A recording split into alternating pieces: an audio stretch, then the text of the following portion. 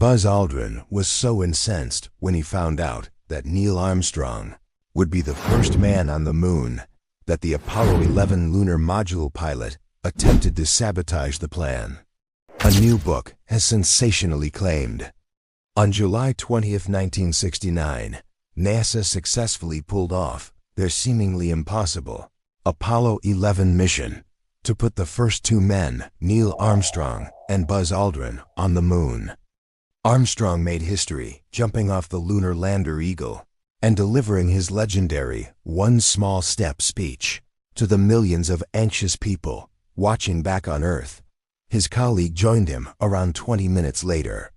The late astronaut became an overnight sensation after burying the U.S. flag into the lunar surface and bringing an end to the space race with the Soviet Union.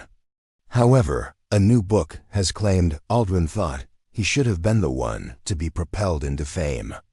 NASA wanted to make a clear statement about the non-military nature of the landing and of the American space program as a whole. James Donovan revealed during his new book, Shoot for the Moon, how the now 89-year-old lost his temper when he worked out he would play second fiddle in the mission and decided to take it to Armstrong.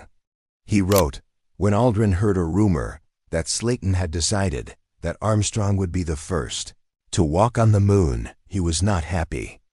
He also heard that Neil's civilian status was a reason for the choice. Aldrin decided to confront Armstrong about it.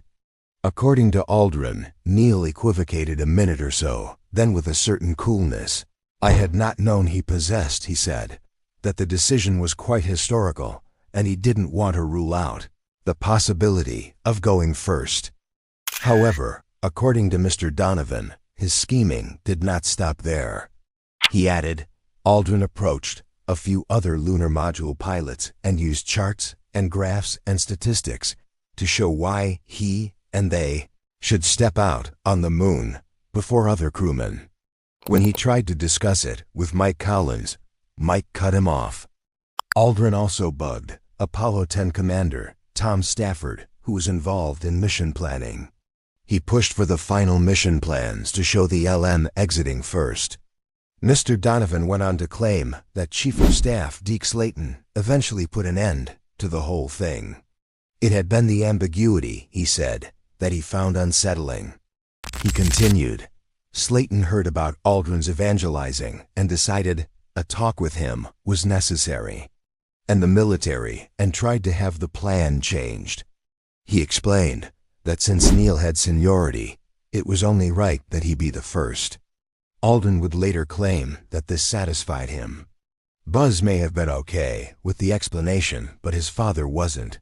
Soon after Buzz told him about it, the elder Aldrin contacted high-placed friends with connections to NASA. More recently, former astronaut Mike Massimino shed some light on the decision. He explained, I think that they picked someone humble. Actually, I used to think that maybe at first, but I think lately, in the last few years, I've changed my thinking of it.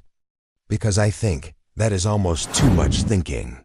I think really what they saw was this was the right man to land on the moon.